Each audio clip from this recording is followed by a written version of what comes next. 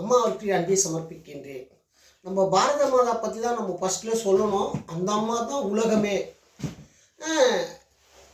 ஆனால் சொல்ல முடியாத ஒரு காலகட்டத்தில் நம்ம நாடு மாறிடுச்சு. எவ்வளோ ஒரு மோசமான நிலைக்கு நம்ம போய்விட்டோம். ஏன்னு கேட்டிங்கன்னா, அவ்வளோ ஒரு மோசமான மனிதன் இந்த உலகத்தில் மாறிட்டான். ஒரே ஒரு மக்களாட்சி. மக்களாட்சி வாங்கினதே நம்ம எதுக்காகனா, சத்தியத்தோடும் தர்மத்தோடும் வாழ்வது தான் வாங்கணுன்றது நம்ம எல்லோரும் தெரியும். நம்ம மீட்டெடுக்கப்பட்டார்கள், பெரிய துயரங்கள் இருந்து தான் நம்ம சுதந்திரம் இதுக்கு தான் கடிச்சதுன்னோம். ஆனால் சுதந்திரம் வாங்கின பிறகு நம்ம நாட்டை எப்படி அழித்து கொண்டான் இந்த மனுஷன்னு சொன்னால், நம்ம காட்டில் ஒரு வீரப்பனை பார்த்தோம். ஆனால் அவங்ககிட்ட ஒரு சத்தியம் இருந்தது, தர்மம் இருந்தது, பெண் குற்றம் பண்ணல, பணம் குற்றம் பண்ணல, ஒரு காட்டுக்குள்ளே இருந்தவன். இதெல்லாம் தெரிஞ்ச ஒரு விஷயந்தான். அதே மாதிரியே பிரபாகரனும் பணம் குற்றம் பண்ணல, பெண் குற்றம் பண்ணல, உண்மையான மக்களுக்கு வாழ்ந்தான். யாரை நம்ம தவறாக ஒரு நினச்சி அவங்க நம்ம ஒரு குற்றவாளியாக ஆக்கணுமோ, அவன் நல்லவனா இந்த மண்ணில் பூமியில் வாழ்ந்தான். அதே மாதிரி தான் இன்னைக்கு பெரியாருடைய நிலைமையை நான் சொல்ல வரேன்.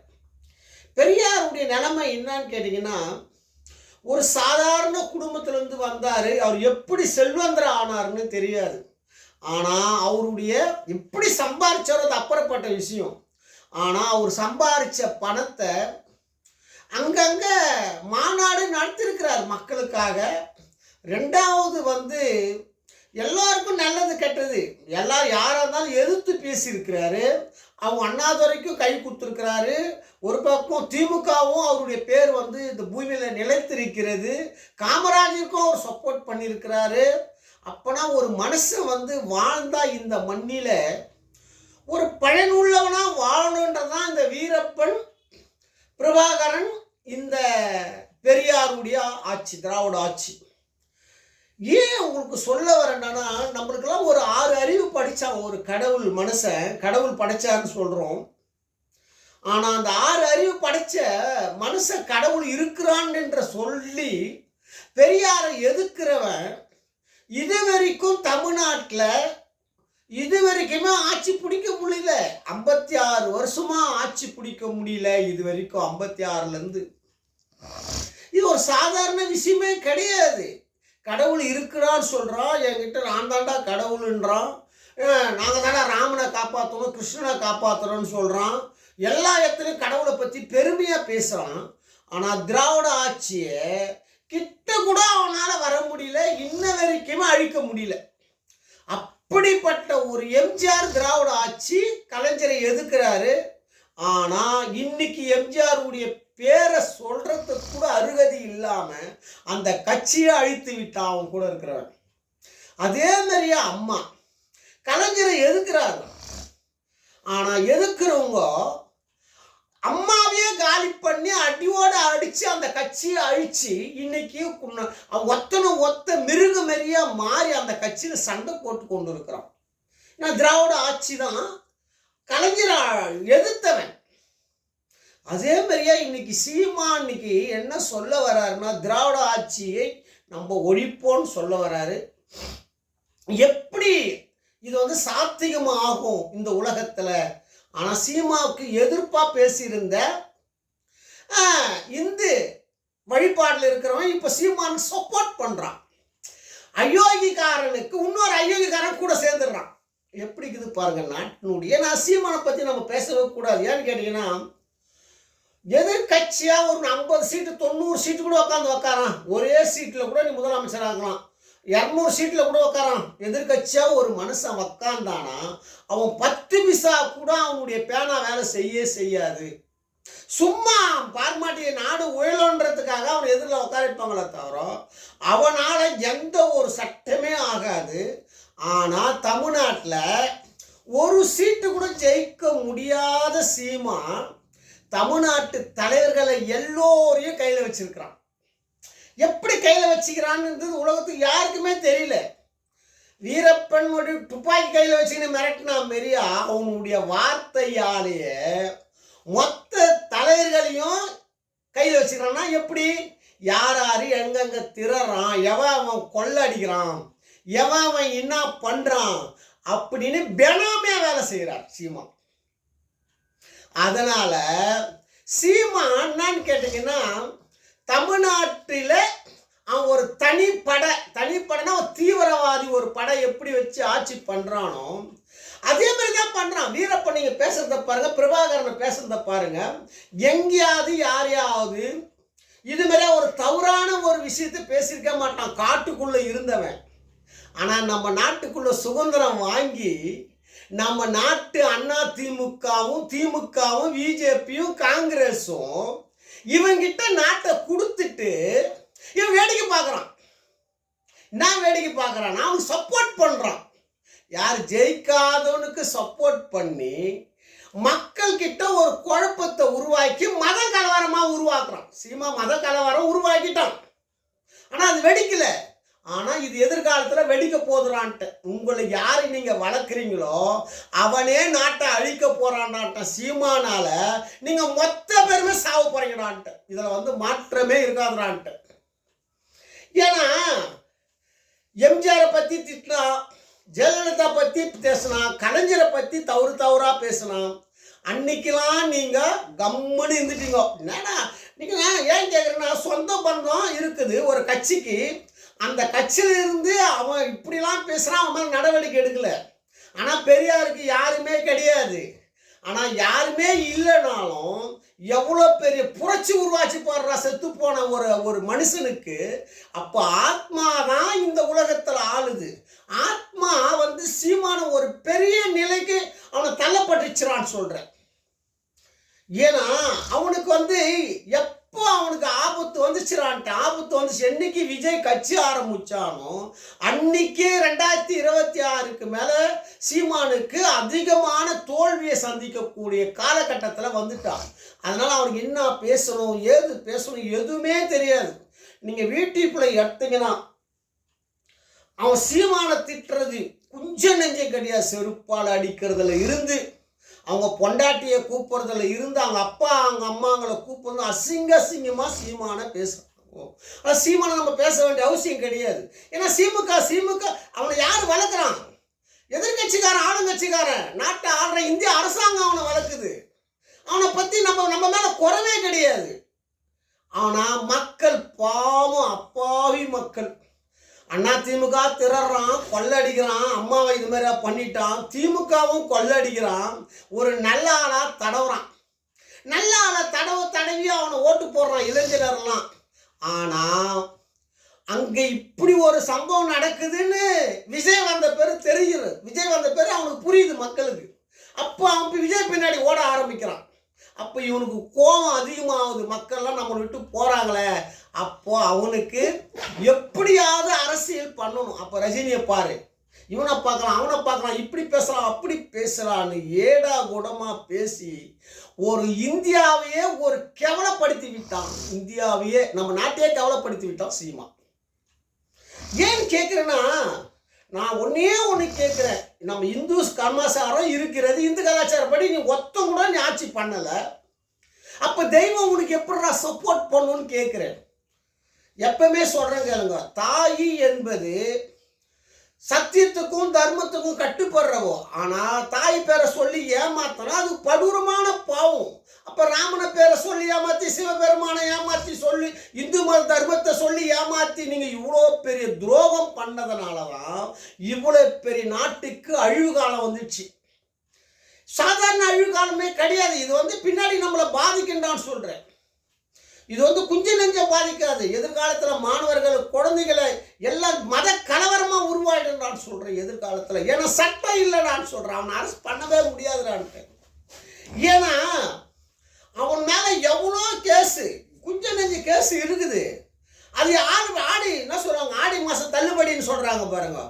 கோர்ட்டே அவங்க சப்போர்ட் பண்ணுற மாதிரி தள்ளுபடி பண்ணிடுது. ஏன்னு கேட்டிங்கன்னா, ஒரு பெண்ணு விஜயலட்சுமி என்ற ஒரு பெண்ணு அவனால் பாதிக்கப்பட்டிருக்கு. அந்த அம்மா நீதி கேட்குறாங்க. 9 தடவை கருக்கலைச்சிருக்கிறான்னு சொல்கிறாங்க. ஆனால் அவனுக்கு எதுவாவது சட்டம் அவனை பெண்ணுக்கு சப்போர்ட் பண்ணிச்சா? பண்ணவே முடியல. அவனை மனித உரிமையாவது அவன் மின்கூட்டி எடுத்து அவனை அரெஸ்ட் பண்ணியிருக்குமா? பண்ணாது. ஏன்னா எல்லாமே அவனுக்கு அடிமை ஆயிடுச்சுறான்னு சொல்கிறேன். மனித உரிமை கழகம் கூட அவங்க சட்டம் எடுத்து அவனை அரெஸ்ட் பண்ண முடியல.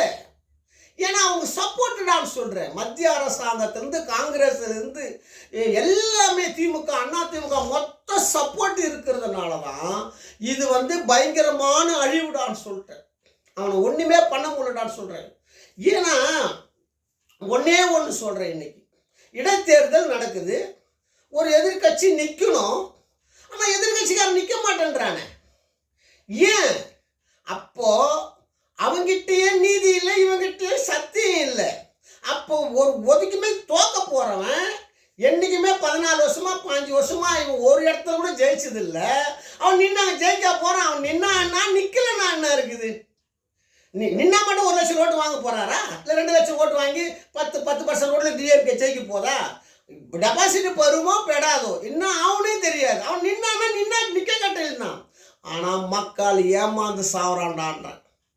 நீங்கள் கிட்ட உங்களை நம்பி மக்கள் ஏமாந்து சாவறான்டான்ட்ட. இது ரொம்ப ரொம்ப நாட்டுக்கு கேடுடான்னு சொல்கிறேன். ஐயோ இதானடான்னு சொல்கிறேன். ஏன்டா நீ ஒரு எதிர்கட்சிக்காரன், நீ நிற்கலடானா எதுக்குடா நீ கட்சி நடத்துறன்னு கேட்குறேன். உன்னால நின்றுடா, ஒரு ஆம்பளையா நின்று 1000 ஓட்டு 10,000 1 லட்சம் ஓட்டு நின்று போடா. அவன் எதிர்கட்சிக்காரன் நின்று தான் நான் அவனை சட்டப்படின்னு கேட்குறான். விஜயை கேட்குறேன், கட்சி நீ ஆரம்பிச்சுட்ட, இந்த தேர்தலில் நிற்கணும் இல்லை இடத்தேர்தல் நிற்கணும், அப்புறம் நிற்கிறேன். நீ அப்புறம் நின்று என்ன பிரயோஜனம்? ஒரு இடத்துல நின்று இவ்வளோ ஓட்டு வாங்கி கட்சி அலற விடணும். ஆனால் நிற்கலையே, உன்னால் நிற்க தைரியம் இல்லையே, நீ எப்படி அப்புறம் ஜெயிக்க போகிற? இதெல்லாம் நாட்டில் சுதந்திரம் வாங்கப்பட்டதை தவிர ஒத்தனை கூட எப்படி வேணாலும் மாற்றிக்கலாம், என்ன வேணாலும் பண்ணிக்கலாம், ஏது வேணாலும் பண்ணிக்கலாம், அயோக்கியதான் என்ன வேணாலும் பண்ணலான்ற மாரியே நாடு நமக்கு போயிடுச்சு. இது முற்றிலும் பாதிக்குது சொன்ன மாதிரியா. ஆனால் அண்ணாமலைக்கு ஓட்டு போட்டது பிஜேபிக்கு எதுக்குனா, யாருமே எதுக்கல, திமுகவும் அண்ணா திமுக எதுக்கல. அதனால தான் அண்ணாமலைக்கு பிஜேபி எம்பி எலெக்ஷனில் அதிகமான ஓட்டு வித்தியாசம் கிடைச்சிது. ஆனால் அவனும் பின்வாங்கி அண்ணாமலையும் ஒன்றுமில்ல சைபர் ஆகி போயிட்டார். இன்னைக்கு எதுவுமே பேச முடியல, அண்ணா திமுக எதிர்த்து பேச முடியல. ஏன்னா மேலெடுத்த உத்தரவு கூட்டணி வச்சு எப்படியாவது நம்ம டிஎம்கே ஒழிக்கணும்னு சொல்றது. ஆனால் டிஎம்கே நீங்கள் பெரியார் ஆட்சியை ஒழிக்கவே முடியாதுறான்ட்ட உங்களால். ஏன்னா பெரியார் உங்களுடைய சப்போர்ட்ல இல்லைடான்னு சொல்கிறேன். பெரியார்ன்றது பாரத மாதா என்ற ஒரு தாயை உருவாக்குன ஒரு சத்திரியன்டான்னு சொல்கிறான். அவனை நீ ஒன்றுமே பெரியாரை பண்ணவே முடியாதுறான்ட்ட.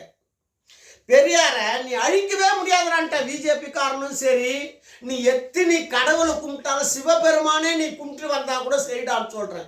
பெரியார்கிட்ட நீ தோத்து தாண்டா போவ காலமுள்ளா சொல்கிறேன். இதில் நீ மாற்றமே இருக்காதடான்ட்ட. திராவிடத்தை ஒழிக்க இன்னொரு சூரியனே பிறந்தாலும் நடக்காதரான்ட்ட. உங்களுக்கு எல்லோரும் ஏதி வச்சுக்க நான் சொல்லிட்டேன் மொத்த பேருக்கும். ஏன்னா இதில் பாடுற ஒரு ஆச்சரியத்தை பாடுறான்னு சொல்கிறேன். எந்த ஜாதி ஆட்சி பண்ணக்கூடாதுன்னு நீங்கள் நினைக்கிறீங்களோ, சத்திரிய வம்சத்தில் 75 வருஷத்தில் குறைஞ்சபட்சம் 56 வருஷம் 57 வருஷமா திராவிட ஆட்சி தான். யாராலையும் உங்களால் அசைக்க முடியலடான்ட்டு ஒரே ஆளு மறைமுகமாக ஆட்சி பண்ணுறான்டான்ட்டு. யாரை வச்சுக்கின்னு? நம்ம தமிழ்நாட்டு கலைஞரை வச்சுக்கின்னு, ஸ்டாலினை வச்சுக்கின்னு, எம்ஜிஆர் கலைஞரை 4 பேரை வச்சுக்கின்னு இன்ன வரைக்கும் ஆட்சி நடக்குதுறான்ட்டு. அண்ணாதோர் 5 பேர் இது வரைக்கும். யாராலுமே பெரியார ஒன்றுமே பெரியார் ஆட்சி தான்டா நடக்கும், உங்களால் ஒரு முடியால கூட பிடுங்க முடியாதுறான்ட்டு. ஏதி வச்சுங்கடான்ட்டு. ஏன்னா பாரத மாதாவுடைய ஒரு நாட்டில் ஆள்றான்னு சொன்னால் அவனுக்கு அந்த பாரத மாதா சக்தி இருக்கிறனால மட்டும்தான் தமிழ்நாட்டு முதலமைச்சர் ஆக முடியும். அந்த தமிழ்நாட்டுக்குள்ள அந்த பேர் அமையும். திராவிடன்றது திராவிடத்துக்கும் தெய்வலோகத்துக்கும் சம்பந்தம் இருக்குடான்ட்டேன். தெய்வத்தை நீ எப்படி அழிக்க முடியும்னு கேட்குறேன். திராவிடன்றது ஒரு தெய்வீகமானதுடான்ட்ட உலகத்திலேயே. ஏன்னா பிராமணர் பெண்களுக்கு சுதந்திரம் வாங்கி கொடுத்ததுறான்னு சொல்ற. எத்தனையோ பெண்களுக்கு சுதந்திரம் வாங்கி கொடுத்தது திராவிடகம்டான்ற. இவர் சாதாரண தலைவரே கிடையாதுறான்டா, உலகம் போற்றும் தலைவன்டான்னு சொல்ற. காந்தி எப்படி சுதந்திரத்துக்கு போராடினாரோ, பெண்களுக்காக போராடி சுதந்திரம் வாங்கி கொடுத்ததுடான்னு சொல்ற. ஆனா ஒரு சத்தியத்தின் தர்மத்தையும் வாங்கி தரலடான்ட்ட பெண்களுக்கு. சத்தியத்தையும் தர்மத்தையும் வாங்கி தராமல் இருக்கிறதுனால தான் சீமா மாரியா ஆளுங்க இவ்வளோ பெரிய பேசக்கூடிய இடத்துக்கு நம்ம போயிட்டோம்.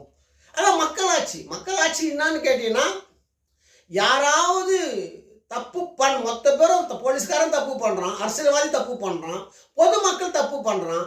அப்போ யார் நல்லவனே இல்லாமல் போயிட்டான் இந்த பூமியில். நல்ல ஒரு அதிகாரி இருந்தானா போலீஸ்காரனா தண்ணி இல்லாத காட்டுக்கு மாற்றிடுவான், இல்லை வேற எங்கன்னா அனுப்பிச்சிடுவான். அப்போ என்ன ஆகும், நாடு ஜட்ஜியே அவங்களுக்கு ஏற்ற மாதிரி ஜட்ஜியை உருவாக்குறாங்க. இப்படிலாம் சட்டம் இருக்க சொல்ல நாட்டை எப்படிடா காப்பாற்ற போகிறான் இந்த நாட்டில்ன்ற நான் இது உங்களுக்கு யாருக்குமே புரியலடான்ற ஒன்னே ஒன்று சொல்கிறேன். சொல்கிறேன், மக்களுக்கு உண்மையாக சேவை செய்கிறவன், உண்மையாக மக்கள் துட்டு ஏமாத்தாத வாழும் ஒரு தலைவன் இருந்தானா அவன் கடவுளை எதுக்கவே மாட்டான்டா உள்ளுக்குள்ளன்றான். அந்த மக்களுக்காக போராடுவான், மக்களுக்காக கடவுள்கிட்ட போராடுவான், கடவுள் என்ற மனிதன். ஆனால் கடவுளை கூட அவன் செருப்பால் அடிக்க மாட்டான்டா. ஏன்னா மக்களை நேசிக்கிறவன் எல்லா மதத்தையும் நேசிப்பான், எல்லா கடவுளையும் மறைமுகமாக உள்ள நேசிப்பான். ஏன்னா கடவுள் இல்லாமல் இவ்வளோ பெரிய இடத்துக்கு ஒரு மனுஷன் வர முடியாது. ஆனால் அதிகமாக நேசிப்பவன் எவன் கேட்டீங்கன்னா, யார் கடவுள் இல்லைன்னு சொல்கிறானோ, மக்களை அதிகமாக நேசிக்கிறானோ அவன் கடவுளுக்குள்ளவே ஐக்கியமாகும். கடவுளே அவனுக்குள்ளே ஐக்கியமாகிடும். ஏன்னா கடவுளுக்கு உருவம் கிடையாது, துண்ண சோறு கிடையாது. அப்போ கடவுள் பெரியார் மூலியமா வந்துட்டான்டா தமிழ்நாட்டில் நேரா. என்ன கடவுளை பெரியாரை நீ எப்படி அழிக்க முடியும்னு கேட்குறேன். மிருகத்துல இருந்தா மனுஷன் பிறந்தான். அப்போ சீமா நம்ம பார்க்குறோம், எத்தனையோ பெண்கள் இவர் மேலே பயங்கரமான குற்றங்கள் வைக்கிறாங்க. கண்ணுக்கு தெரிஞ்சு ஒரு விஜயலட்சுமி அவரை எவ்வளோ கேவலமாக பேசணுமோ, செருப்பால் அடிக்கிறேன், உன்னை எவ்வளோ கேவலமாக பேசணுமோ அவ்வளோ கேவலமாக பேசுகிற. அப்படியாப்பட்ட ஆள் பெரியாரை பற்றி பேசுறதுக்கு உனக்கு என்னடா உரிமை இருக்குது சேகர் சீமான? ஃபஸ்ட்டு நீ சுத்தமாக இருக்கணும் இல்லையாடான்ற நாட்டில் நீ சுத்தமாக இருக்கணும். ஆனால் உன்னை நம்புறான், உன்னோட ஓட்டு போடுற ஒவ்வொருத்தொன்னும் உன்னை நம்புறான். நீ எப்படியாவது ஒரு ஜெயிப்பியா, எப்படியாவது முதலமைச்சரே ஆவான்னு. ஆனால் ஜெயிக்கிற அறிகுறியே இல்லாமல் 14-10 வருஷமா அவங்களுடைய ஏமாத்தி நிற்கிற பாவம் இல்லையாடா இதெல்லாம். உனக்கு இன்னொரு ஜென்மத்தில் நீ அனுபவிக்கணுமாடான்னு சொல்கிறேன் சீமா. ஏன்னா அங்கே மனித பிரிவே உனக்கு கிடைக்காதாடான்னு சொல்கிறேன். நீ கண்ணு தேட குடனா பிறந்துடுவாடான்னு சொல்கிறேன். ஏன்னா ஒரு சாதாரண விஷயம் கிடையாதுடான்ட்ட, நீ ஒரு கருவிடான்ட்ட.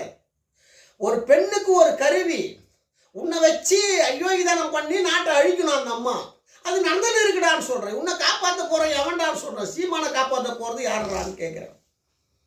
நான் வரல, நான் சீமா மாரி ஆளால் எல்லா கட்சிக்காரனும் மிருகமாக மாட்டேன். ஏன்னு கேட்குன்னா, இப்போ நம்ம போர் நடத்துகிறான்னு சொல்கிறோம், வாடா உட்டுக்கட்டை எடுத்து வாடான்றான், இவன் நான் போராட்டம் பண்ணுறான்றான், நீ என்ன வாடா கத்தி எடுத்துன்னு வாடான்றான். இப்படிலாம் இன்னைக்கு அரசியல் பண்ண ஆரம்பிச்சிட்டானா. எம்ஜிஆர் காலத்தில் நடந்ததா இதெல்லாம்? இல்லை ஜெயலலிதா காலத்தில் இதெல்லாம் நடந்துதா? யாராவது ஒரு ஆள் பேசுங்க நான் கேட்குறேன். நீங்களாம் ஆம்பளைங்க தானே நான் சொல்கிறேன், அன்றைக்கி பேச வேண்டியதான்டா இதுமாரிலாம் கேட்குறேன்.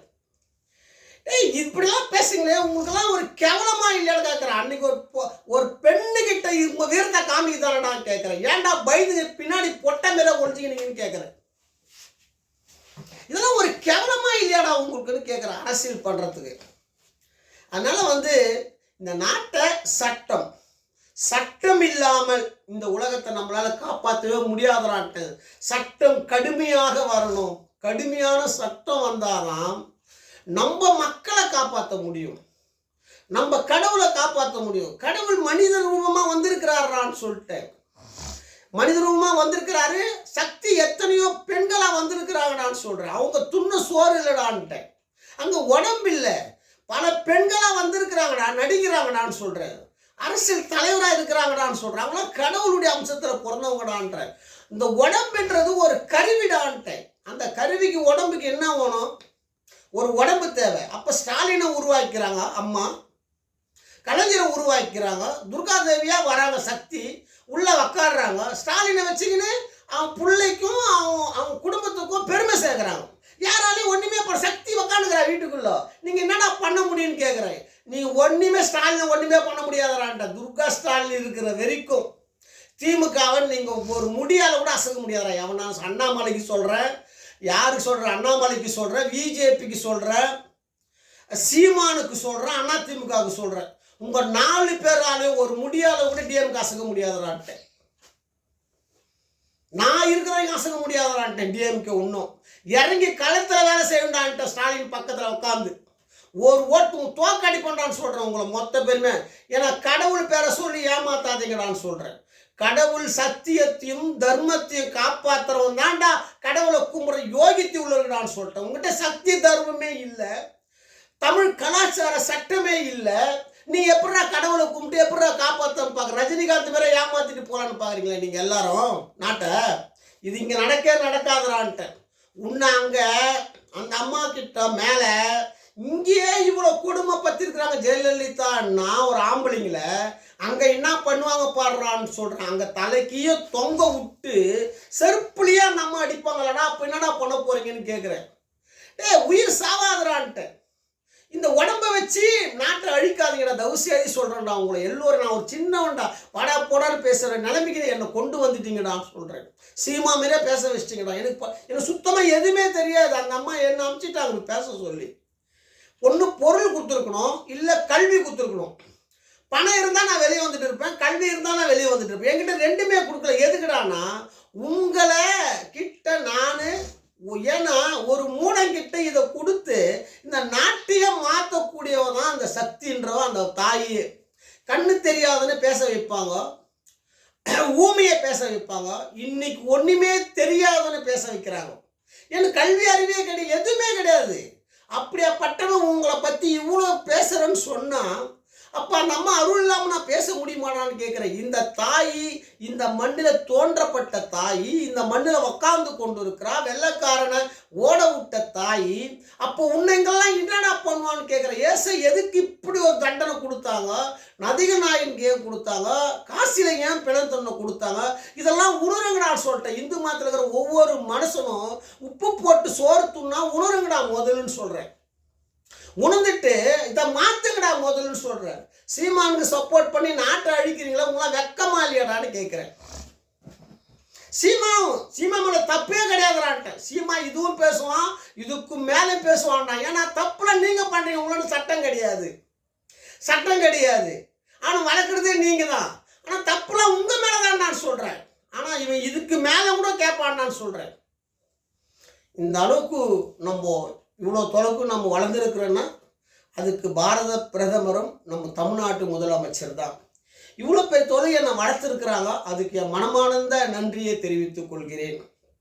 இரண்டாவது, மக்களால் நான் மக்களுக்காக நான். இன்றைய சட்டம் நாளைய மாற்றம்.